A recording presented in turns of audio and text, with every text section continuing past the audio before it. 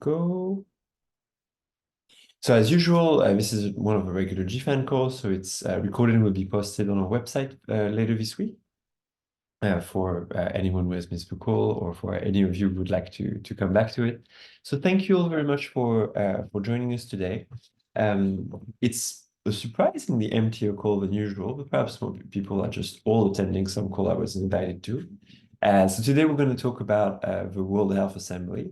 And let me just move on to the agenda. It's a bit unusual for us, GFAN, to be transparent, care much about the World Health Assembly. Not that we don't work closely with colleagues from the WHO, but we're usually not that involved with the governance of the WHO and the WHA specifically. But we really felt like this time around it was worth paying a bit more attention because we're really at a key moment where a number of initiatives and trends have all come to a head at the same time, and we thought it was worth reviewing with all of you what had happened at the WHA, why it had happened that way, and what it could mean for our work as global health advocates generally, but also as global fund advocate more specifically. And so I'm gonna give a little bit of context, and then we're gonna move on to hear specifically about the pandemic accord and the amendment to the international health regulation, the presentation by Moga. And after that, we'll talk about the GFAN presence at WHA because we had someone on site, which is not usually the case. And then quickly we'll talk about the WHO call for funding their investment round. So for a little bit of context, and the reason why we really wanted to take the time to, and let me stop sharing this so you can see me. So for a bit of context, this time around there were, so in the wake of COVID, there's been a number of initiatives launched by the WHO. There was a sense that there were obvious gaps that needed to be addressed. Some of them had to do with the internal functioning of the WHO, in particular the founding model. And some of them had to do with regulation and coordination for pandemic preparedness. So there's really three big items that were discussed specifically this year and announced or discussed at the WHO. The first one was the launch of the WHO investment round, which is, if successful, could mean that the WHO is moving toward a replenishment model because the investment round is a replenishment under another name. There was the amendment to the international health regulation that was adopted during the WHA, which was meant to plug some of the most obvious and to an extent easiest to fix gaps in the response to COVID-19 and to future pandemic. And there was a pandemic accord that was presented to the assembly that was also meant to be approved, but wasn't. And it was meant to come and complement some of the existing international health regulation to address some of the gaps that were not as obviously covered by existing text. So we'll talk about these top level items, but I really wanted to stress why is it we think that specifically this year and specifically this WHA was important for us for global fund related work. Because this is our bread and butter. So obviously, the WHO is the beating heart of global health, and we all need to have a fully funded, well-functioning WHO for our work to be impactful. But beyond that, specifically on the question of PPR, the WHO is the organizing force behind a lot of pandemic preparedness, which was a very important, which is still a very important area of work for the Global Fund. And so paying close attention to how this work is structured is very important to all global health initiatives and all global health advocates. But there's also something else, which is that the WHO can be a little bit of a canary in the mine when it comes to global health. When global health came under attack at a certain point during COVID, we saw the US not stopping to fund the Global Fund, but withdrawing from the WHO. And we're now 4 years after the start of the COVID emergency, and whether the initiatives that are being presented now by the WHO are successful or not, and how exactly things are turning out, is a really important indicator for all of us for the years to come of what will be the place given to global health in the international order. Does the international community, have they learned the lessons that they should have from COVID, and do they still care and pay attention? And what is happening this year and what will happen in the coming month is a really important indicator of where we are at on that front. So without further ado, I want to give the floor to Moga, who will specifically discuss the content and the context of the amendments to the International Health Regulation and of the Pandemic Accord, and what happened on both topics at the WHA. We'll then move on to Daniel Thompson, who was representing GFAN at the WHA, and then I will quickly talk about the investment round. So on this, Moga, the floor is yours. Thank you. I don't have presentation. I'm just going to talk about it. So just it's worth reminding ourselves of maybe three facts. First thing is that WHO is the global policy setting, health policy setting authority. And because of the nature of how WHO functions, every country has a vote. Don't forget that. It's the most democratic way of making health policy, which means like health policy, health guidance on all sorts of things about disease. And so, I mean, they have lots of functions, but kind of in general, they are the authority. Because it is made of all countries, 194 member states, as I said, everybody has a voice. Of course, some voices are stronger than others, as we know, but at least in theory, everyone has a vote, so that's important.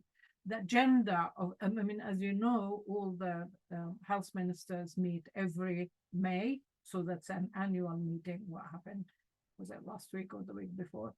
And the agenda is set by the executive board, which is elected rather, from the 194 every 3 years. And they have, I think, it's 34 members on the executive board put together the agenda for the assembly, and they put draft resolutions. But draft resolution can come anytime between the executive board, which is normally end of January, and the WHA. So this time, as you said, in fact, every time there is something that is relevant to the Global Fund. So this time, even before I talk about the IHR and the INB, there was discussion about the malaria strategy, the global strategy, technical strategy for malaria from 2016 to 2030. There was a progress report on that. I think that's relevant to have a look at.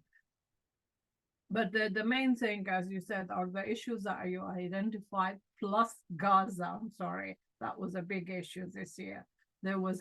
This year was a year of many voting. Normally things happen by consensus. So because when you put a resolution as a country, normally you don't introduce it on your own. You try to get other people to sponsor it, and you try to get these countries rather, from across regions. So it's not a regional proposal. It's like, you have Norway and Australia and, I don't know, South Africa and Kenya and Argentina and whatever, proposing one draft resolution. So there was, but this year there was lots of voting, and there was extensive discussion to the middle of the night, particularly on the Gaza issue, which meant that it took time from discussing other emergency, because emergency reporting on WHO in emergency across the world, across the last year, it is enormous work everywhere, whether it's a human-made emergency or climate or other things. Anyway, so that was kind of part of the discussion.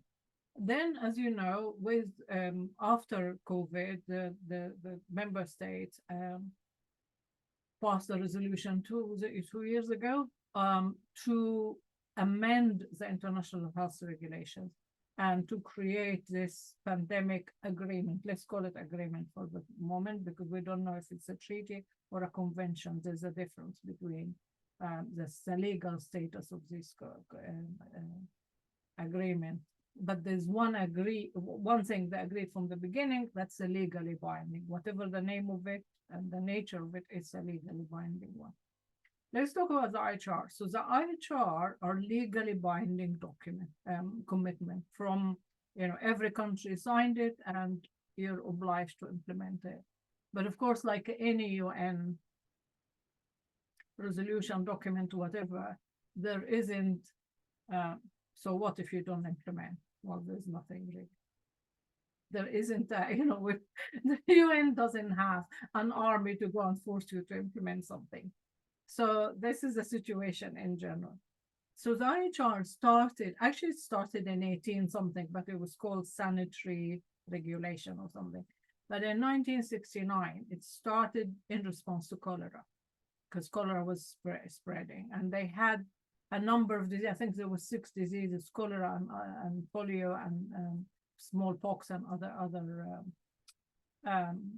other diseases. And it's more about notification and about trade. Bear that in mind. This is an important point, this trade issue. What happens if a country says, I have cholera, or I have any disease, COVID even, I have that? Trade stops with that country and travel and all that. So the economy of that country basically collapses. So the country doesn't have incentives to notify according to the rules and say, I have cholera or I have whatever. And that's what happened with South Africa, remember, when they were honest with COVID. So it's a set of rules on how to prepare for a pandemic, for a health crisis, not pandemic, a health crisis, how to prepare for it and how to respond for it.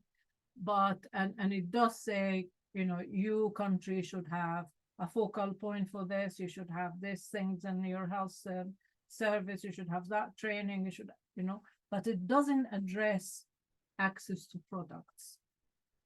It was reviewed or amended rather in 2005 after SARS. Do you remember SARS, the cousin of COVID virus? They amended it to respond to the problems that SARS posed, but again, it wasn't really that much about the response in terms of access to products. And in terms of equity, it didn't talk about equity or equitable allocation or anything like that. So after COVID, they went for amending the IHR. There was nothing about finance. It was kind of vague things about finance. And again, notification wasn't adequate. Trade and travel, if you remember, the IHR didn't say stop travel during an outbreak, but that's what countries did during Ebola and caused a lot of problems for West Africa. I remember in Oxfam, it was so hard to send people or to send material and stuff and food and whatever to people in West Africa because there was no flights. It was only Morocco flights that was working. So anyway, so the amendment kind of sorted out these things, which are not totally controversial, really. I mean, you can negotiate and come up with it. But it did have quite a lot about equity and about solidarity and financing. And so equity was something about technology transfer. Anyway, so basically they worked really hard. And the idea was they come with the 2 agreements, the IHR amendment and the treaty, to the WHA. What happened is intensive, extensive, whatever, negotiation, but the IHR was nearly there, but the treaty wasn't. So they decided during the World Health Assembly, all the countries decided to continue negotiating parallel to the WHA, to continue negotiating IHR and come with a final proposal, which did happen. And they passed a resolution to adopt the IHR. So we still don't have the final resolution. I can't find it on WHO website, or the final amended IHR. I think I have a draft kind of leaked somewhere, but not the official document. But anyway, what we know about it, that it does mention equity as a central issue. It does talk about solidarity. It did mention something on finance, which was interesting, because if you remember, during the INB, the treaty negotiation, developing countries, particularly the Africa group, was one of their key issues was finance. They wanted to create a different financing body, funding body for PPR for both the IHR and the treaty. And the North, particularly the US, the EU, the UK, were absolutely against it. There is cost fragmentation in whatever. So they were against it. While the South, especially the Africans, said that the current system doesn't work for us, which is the pandemic fund at the World Bank, which was created just like all this, like Gavi, for example. It was created as a northern idea, no real co-creation with the South, with the countries that will deliver programs and projects and things. So it was, hey, we have a fund now. You can, so you can apply. And do you know the story how the civil society campaigned heavily to get Southern government on the board and to get civil society on the board? But still, things are cooked back in the kitchen, and then they come to approve it in board meeting or something. It's still not ideal, and they still not liked.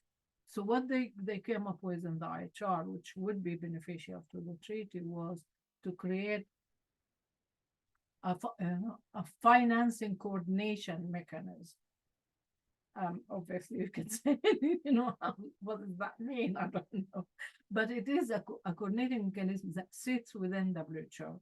The advantage of sitting within WHO, I mean, the North didn't want any money to go to WHO, unfortunately. WHO is not a bank. Well, who said they are? I mean, the World Bank manages the Global Fund money anyway. It manages everybody's money, more or less. So what is the issue? They can manage the money as a bank, but the money and the decision making happen elsewhere, like at the Global Fund board. So the idea for developing countries was that with this coordinating mechanism or the fund that they wanted, is that the managing the money as a bank can be anywhere, but decision making about it happens in WHO, i.e., not WHO, Dr. Tedros, but WHO member states. So the member states have a say in how the money is distributed, who makes the allocation, does it cover this thing or that thing, or this kind of question. So hopefully this coordinating mechanism, which is open for the treaty, can work as like a compromise from no more funding, yes, we need a new funding. And the mechanism will also promote sustainable finance, kind of not quite fundraise, but promote financing from various member states, but also from outside the member state. So that's, I think these are the main issues on the IHR. It did talk about technology transfer, but not in details, because that's for the treaty. It did talk about access and benefit sharing, but again, not in details. So the IHR approved. What happens now is all the countries, because it is already agreed before in 2005, well, 69 and then 2005, it's agreed. You don't have to ratify it. But as a country, you go to your country and you have a year to say, I will implement this and this and the other. And that's how I implemented, and I need help here and there. So the countries have a year to do that. And I guess they report on that next assembly. That's the IHR. When you come to the treaty, there is part of the document is green, which means they agreed it. Part of it is yellow, which means that there were groups of countries that either informal or informal kind of discussion agreed on this text, but it's not the whole member states agreeing. So it's kind of half agreed. And then there's bits that are white that's not agreed, or no agreement on it yet. So this is the document that they took to the assembly. The assembly said, it was really interesting because all countries were committed, apart from Costa Rica for some bizarre reason. All countries are committed to continue. All countries saw the value of having this agreement. All countries talked about fair allocation and all the issues that we talk about. Now you come to the details of it, we'll see. Anyway, so the first meeting of the INB is in July, and that's when the countries will decide who is there a new office for the agreement, or they continue with the same people. The Africa group is kind of advocating very strongly to keep the same countries, and they want to keep Precious. Precious is the South African co-chair of the treaty. So we'll see what happened there. They will also put the program of work. So what we'll do from now on, because the decision at the WHA was to continue negotiation and to come with an agreement. Like your final deadline is next assembly, so that's May 25. But because the Africa again wanted this year, they wanted an agreement this year, which means because it's an international agreement, the WHA has to have a meeting to approve it. So it means having an emergency WHA in December just for this one agenda item, the treaty. Others are saying the US wanted 2 years or more even. The US is the country that wanted to open everything, even the green parts that are, with difficulty. After 2 years, they agreed this and that and the other, they want to reopen it again. Most countries don't want that. So anyway, so they will come with a plan of either to keep the same people or change, or because it's organized in 6 people, 2 are co-chairs and 4 deputy co-chairs. So these are represent the 6 WHO regions. So like Precious represents Africa. I mean, they represent themselves, but they come from Africa. The other co-chair come from Europe. Then the other 4 are from West Pacific, Southeast Asia, Latin America, and I can't remember the 4th one. So anyway, so whether this region would say, yes, we want Precious, or we want somebody from Kenya, for example. So that they will decide that in July. We don't have the date yet. And then we have the plan. So we know as civil society how to intervene. Just one final thing about civil society, which is what we did and what was the value of civil society. So of course the bigger, wider civil society wrote documents, did campaigns, did media, did advocacy with governments, did quite a lot to promote the things that are important for developing countries, basically how to operationalize equity. But there was a group of civil society that was at the meetings. So basically they meet in this room, and then you go up a few steps and there's the WHO restaurant. And we used to sit on the table in that restaurant. And the unfortunate thing is that negotiation is in secret, like it's not transparent. Like we have the first, until the last meeting, every single meeting, we go at the very first day of the meeting, and then you can make a statement. And you can make a statement online by Zoom. You don't have to be there. So you make a statement in public. Then they close the session after all the statement, and bye-bye, out. So, but we got leaks, obviously. So we lived on leaks. So the civil society provided technical input, and that was really, really important. From the generic technical input into specific language changes and warning the delegates, if you say this, that means blah, blah, blah, and it's not good for you. If you have to say that. So explaining why we're saying, why we're suggesting this changes in the technical thing. There was also, I don't know if you call it moral support. I don't know what the right English word for it. But I mean, I heard that from many delegates that it was comforting for them, and they felt very supported when they come out of the room and they see us there. And when they read the newspaper and they read what the civil society in general is saying, that they felt that was very useful.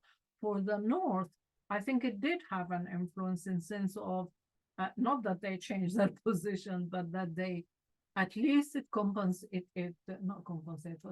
balanced what they heard from pharma. And then the latest one is the huge, huge misinformation, anti-treaty, anti-WHO, anti-vax, anti-everything campaign. So we were like the reasonable, wise voice. And when I mean me and we, I don't mean the few of us who were in the meeting, I mean the whole civil society. So I think that was important, and I think that should continue.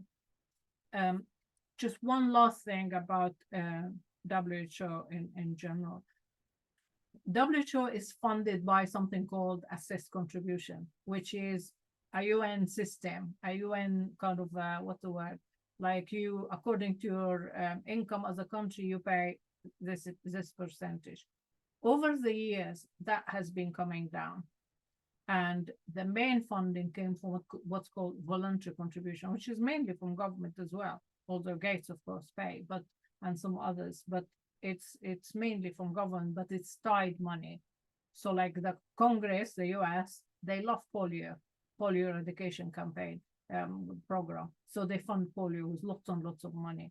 And of course, polio campaign and any particular project is like, I always think of it as you building a house and you have a beautiful roof garden on the top, or a wonderful flat with wonderful, I don't know, living room and kitchen and whatever.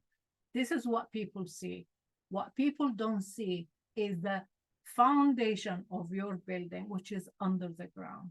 Nobody sees that. This is the hard work of WHO that is not seen. And therefore, it's very easy to say, by funding the Global Fund, you save XY lives.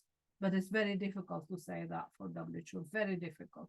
And I think the investment case you'll talk about, I'm not going to talk about it, and all that is coming after the huge threat with Trump. If Trump stayed, and now there's a fear of him coming back, WHO would have lost a hell of a lot of money because, of course, the US is the biggest contributor. So that's why they went to create the WHO Foundation. They went for the investment case. They're going for replenishment, which is bizarre. Why should the UN agency go for replenishment? But they have to because of the fear of countries cutting. And also, it's not just the US, but the EU is cutting aid. And when I say the EU, I include the UK. They're cutting aid left and right and center. So, they might cut the WHO as well. Among all that, last year, UK cut UN aid, so they might cut WHO. So anyway, so this is a serious, very serious business. And if cut WHO, who will do it? It will be contracting out.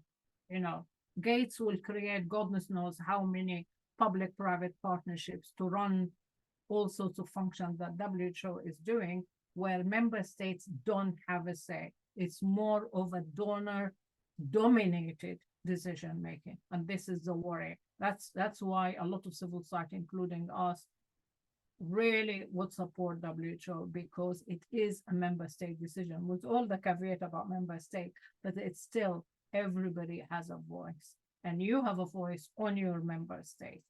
While with some of those others that are created outside, we don't have a voice, and it's donors dominated. I'll shut up here, and I'm happy to take questions. Thanks, Monga. That was a very good tour of a WHO and a good explanation on the WHO. And I welcome that, because I know that for some people on the call, and apologies if that sounded like if you didn't need a reminder on the WHO, but we also have a number of partners who just don't interact that much with that governance level. So thanks a lot, Monga. I see one question from Chase already. Do we have any other questions in the room? Please raise your hand. I also saw a question from David Bryden in the chat. If you want to take a look, Monga. Chase, do you want to take the floor? Yeah, thanks, Moga. I just wanted to highlight one particular point, maybe add to that, that in the IHR, a definition of a pandemic emergency was included, which I think is interesting with regards to how pandemic prevention, preparedness, and response will be defined. So the pandemic emergency defines a pandemic emergency, raises all sorts of questions, because the different criteria all need to be met, but it's not clear what the threshold is. There's also this language of a risk of each criteria occurring. It doesn't define PPPR, and it doesn't define pandemic. It defines a pandemic emergency. And I think that it's something to dig deeper in. Think about what that means in relation to HTM, what it means in relation to Global Fund's pandemic kind of definition. Obviously, whether it's linked to future initiatives, whether the pandemic accord or anything else, how WHO's declaration of a pandemic influences it. The other point there is that the process for declaring a pandemic emergency ultimately lies with the DG, just like with the public health emergency of international concern. And so it's very subjective and potentially very open to political dynamics. So yeah, I just wanted to complement that and add on to that, because I think it is something that raises more questions than it answers, even though it's being presented as a massive step forward. I think the history of the use of public health emergency of international concern has been used in lots of different ways and lots of different scales and scopes of emergencies. And so I think that's some precedent that we should take in mind. But bear in mind, it's not in the hand of the DG. The DG has to listen to the expert group that meet and decide, and the expert group is from everywhere. So it's, you know, I think it would be very rare and strange if the expert group said, this is a public health emergency of international concern or a pandemic, and he says, oh no, or vice versa. I think he just makes that announcement. He doesn't decide, really.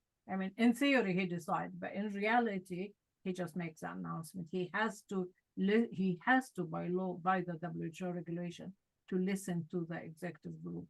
So, but of course, things are politicized, of course. Look at the debate that happened about Ukraine and Gaza. Oh my God, it was mind-blowing. And it was like a match of, and you know, you said this and Ukraine, blah, blah, and Russia, blah, blah. And so, of course, it's a lot of the health issue.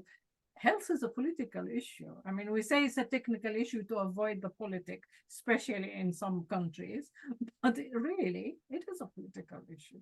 It is a politician who decide whether you are, for a start, you are treated as a citizen, and therefore you have a right to healthcare, and including medicine, or you're treated as a customer or a consumer rather, and therefore healthcare and medicine and all that is a good, like you choose a car or a bicycle, or not at all, you want to walk. So it's kind of treating it that way, and that's why you go for privatization, commercialization, and pharmaceutical company monopoly, and all these things depends. The basic line of it is a decision, which is a political decision. So yeah, I agree with you. It's politics will play, but we have to be the guardian of public health and support WHO to be the guardian of public health, not of politics. Thanks a lot, Morgan. Thanks a lot, Chase, for pointing out the what was at stake in the discussion of pandemic emergency, because it is one of the headlines of like, finally there is a step above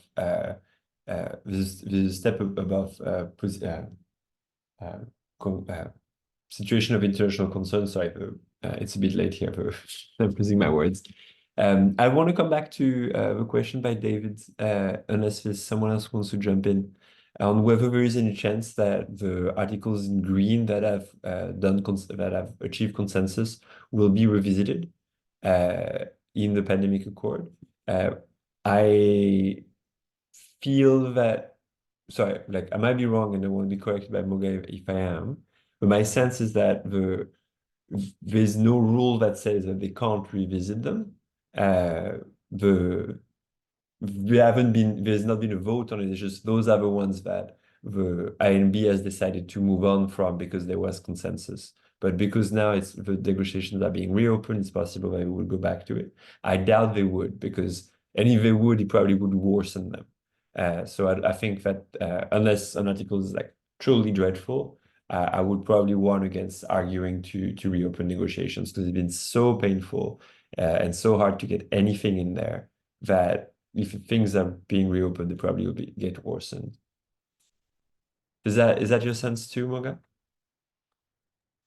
I think countries just happy that something is green. Let's not come back to it. No, there's no rules, but you know, but the fundamental thing is nothing is agreed until everything is agreed. Yeah. So in theory, the green thing is not agreed. So therefore, yes, you can open it.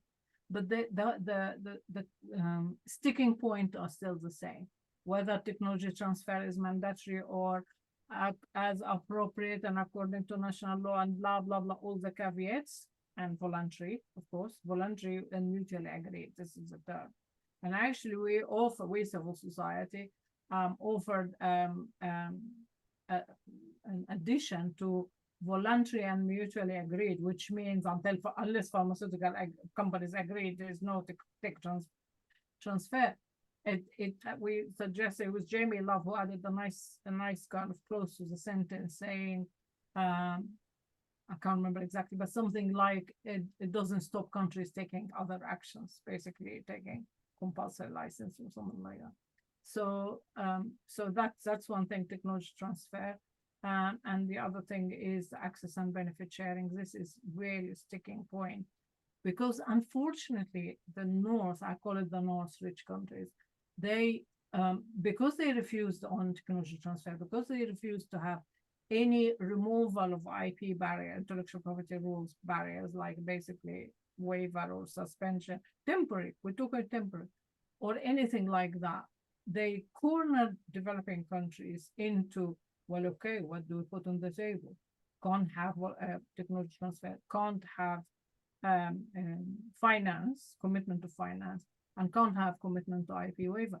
And therefore, we will stick to the access and benefit sharing because that's what we have. We have the pathogen, or we will have the pathogen, the likelihood. So, you know, you want to, and that's the other thing. In Article 4 and 5, which is about surveillance and One Health. I mean, nobody disagree about surveillance. Nobody disagree about One Health. I mean, One Health like surveillance for human, animal, and plants and all. I mean, nobody would disagree with that. Nobody wants to feel ill and stay, you know, have a pandemic.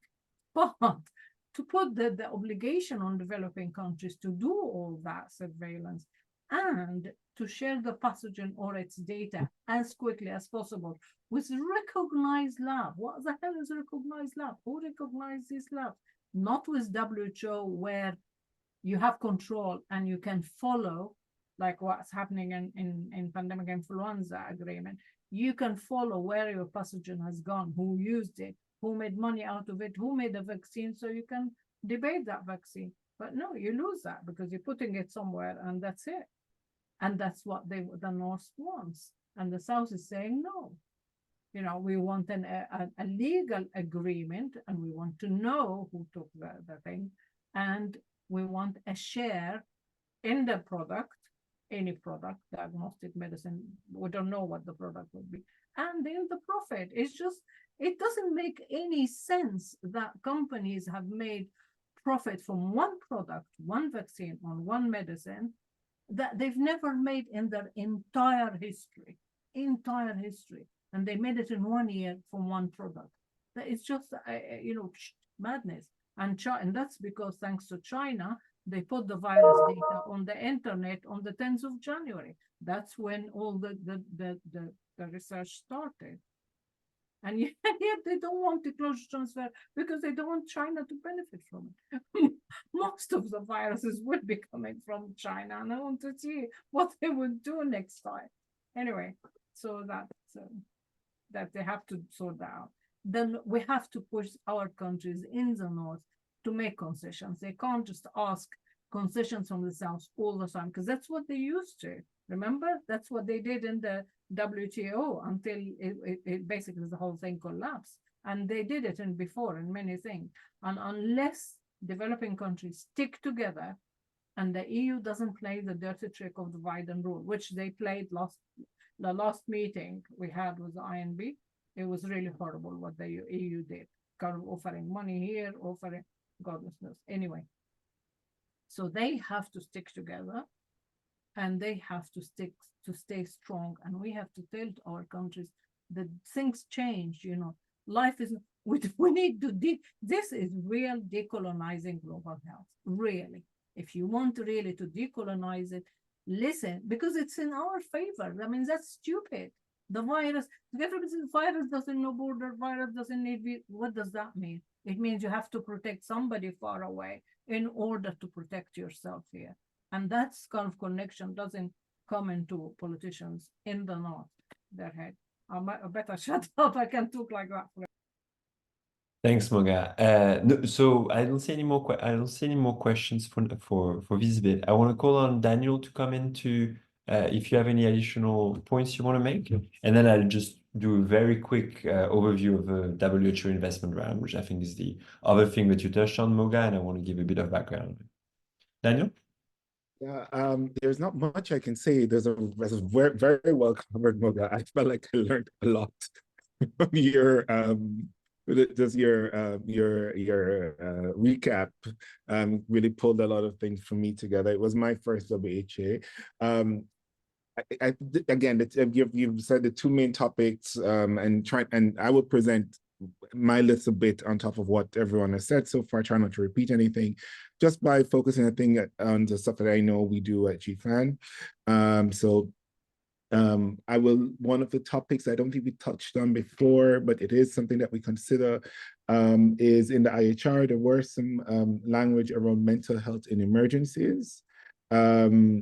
And essentially the resolution called for the adoption, the scaling up of the adoption of the WHO Comprehensive Mental Health Action Plan, but also really mentioned to support the vulnerable population during and after a crisis, including those that faces disparities in healthcare outcomes. So I thought that was very interesting to see in this huge document.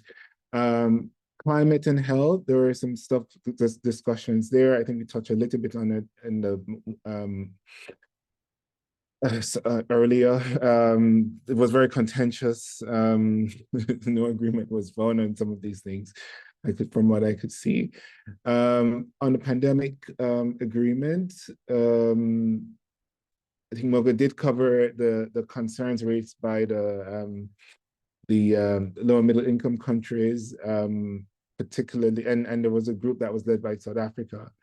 And the main holdouts we've covered before, but a quick repeat and the process under which the instrument will be adopted, technology transfer and intellectual property, as discussed before, pathogen access and benefit sharing and the benefit sharing system, One Health, institutional arrangements between the parties, and the financing of the pandemic. This is the pandemic agreement, and no fault. I'm not sure I understand exactly, so I can't say much about that.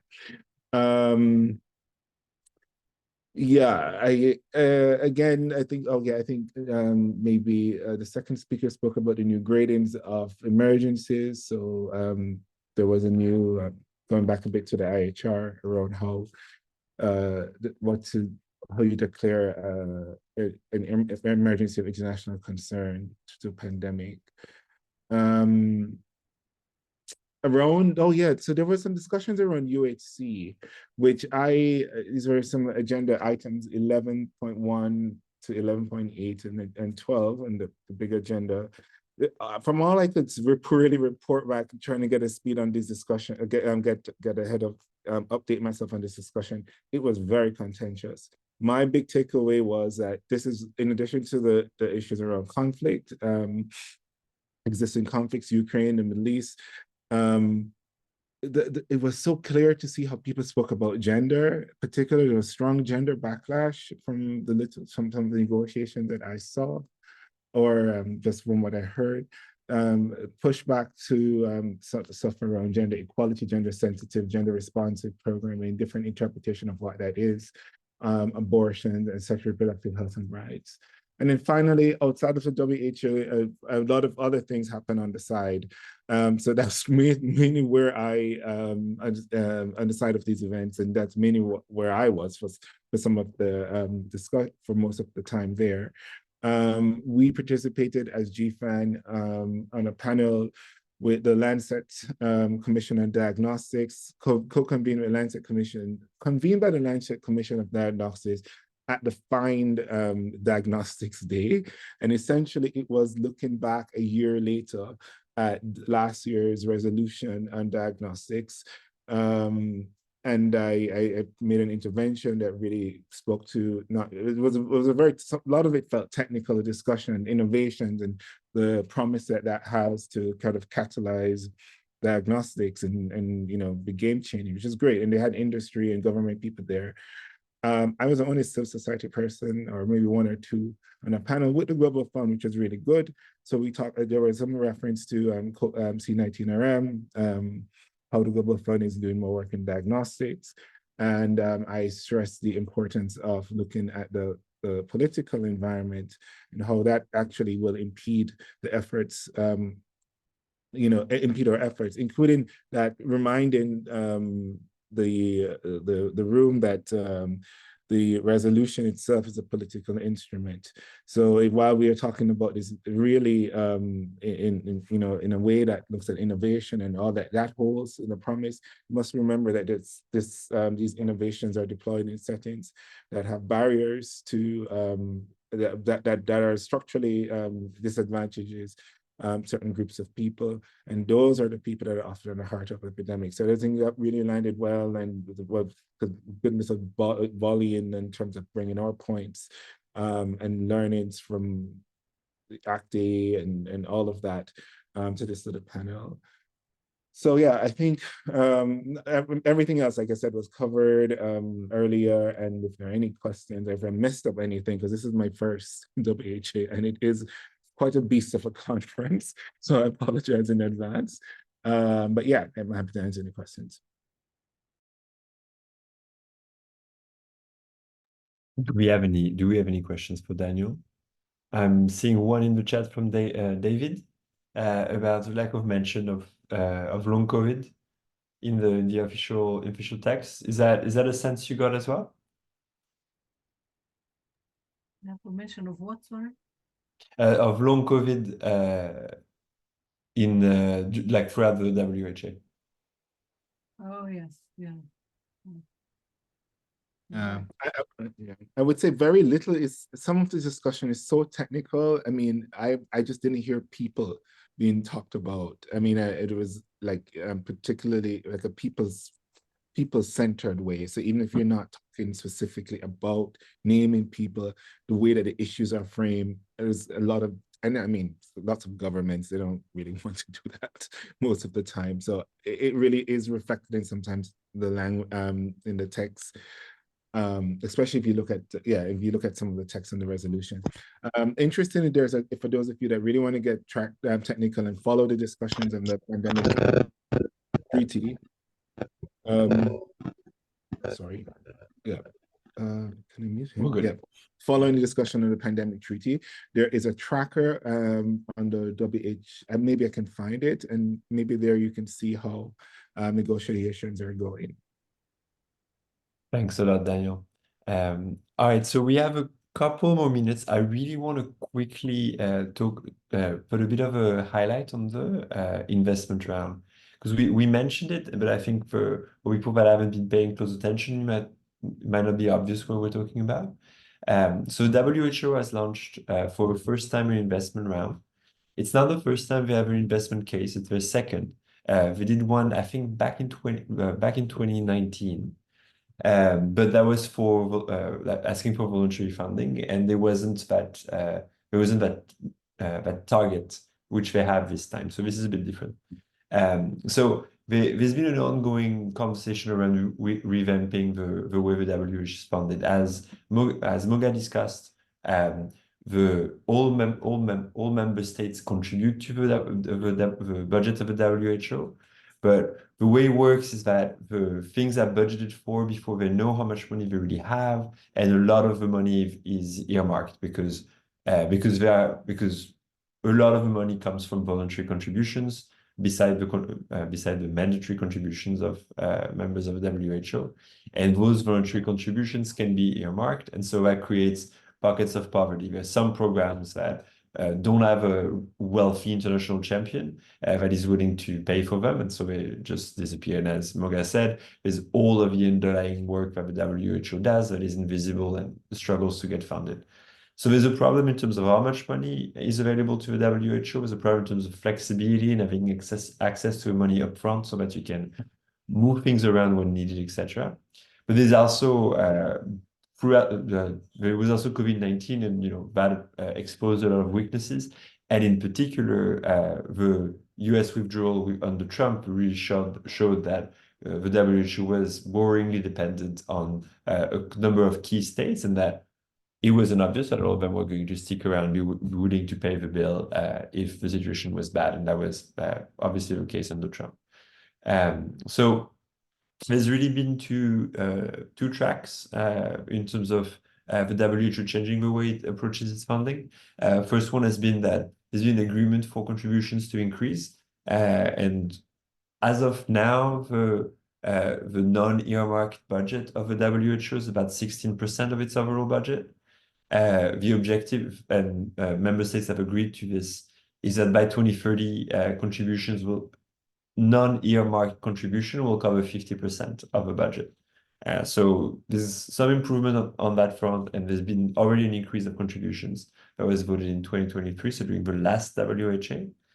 And the other big one is the investment round, because contributions are one thing, but again, like the way they function can make them quite cumbersome and poses problems in terms of flexibility.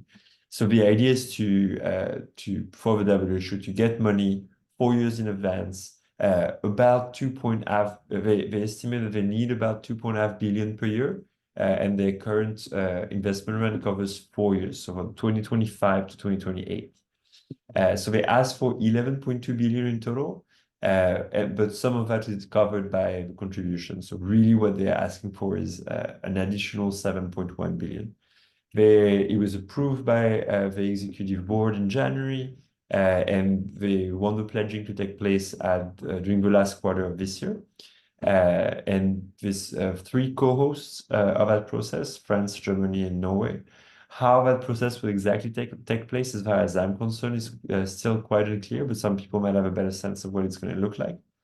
The key here is that how successful that replenishment is again going to be a strong indicator of where are we in terms of political will around global health. Do we still have strong champions in high income, middle income countries that are willing to put their money where their mouth is? Everyone during the WHA was overall quite positive about the investment round and the need for WHO to be better funded. The one, I think, dissent was coming from Thailand, weirdly enough. But so there seems to be reasons to think that it could be successful, but we'll have to see. And where they get to out of those 7 billion is really going to be important, thinking of the other replenishment coming down the line in particular, because we are GFAN, the Global Fund one. So if they struggle to bring up 7 billion, whether the Global Fund will be able to raise, twice, 3 times that in a year later is quite uncertain. So that's on the WHO. Do I have any on the WHA? Do you have any questions before I give the floor very quickly back to Daniel for an announcement on the new Advocates Network?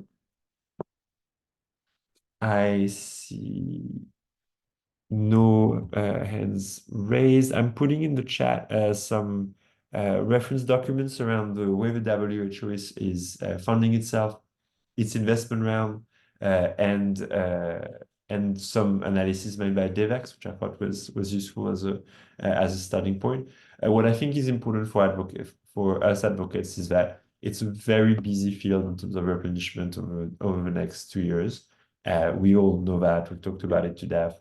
But it is important to remember that, especially it's particularly obvious in the case of WHO, is it's not an either or. We need a strong WHO for all of the other GHIs to do their work. As Moga highlighted, it is a very democratic space, and that comes with some baggage, some inertia, etc. But at the end of the day, it's the beating heart of global health. And so we need to articulate and make very clear how we need a strong and well-funded WHO, and the WHO needs strong and well-funded implementation entities, including the Global Fund. Those things go hand in hand, and if you cut one, you might the other can't do their work well. So that's really the line I think as advocates we need to keep walking in the next two years, and it's challenging because everyone is talking about a single pie we're trying to cut in so many ways, but we can't we need to force them to make these choices, and they need to live with those consequences. I mean, so do we, but we can't do that work for them. Is something that we always say over here at GFAN. I'm gonna close this about the WHA, since I don't see any more questions. I want to thank Moga for joining us with all her wisdom, and I'm gonna very quickly give the floor back to Daniel for a few words about the United Advocates Network. Hi, I'll be very, very brief. So perhaps some of you were on a call last week. We launched the United Advocates Network. It's a brand new initiative that seeks to create a civil society ecosystem to sustain the work, the very important work of United. It is being hosted by GFAN, which is why I'm here, and we're really doing stuff differently, but learning from the successes that GFAN has had, supporting the Global Fund in its work.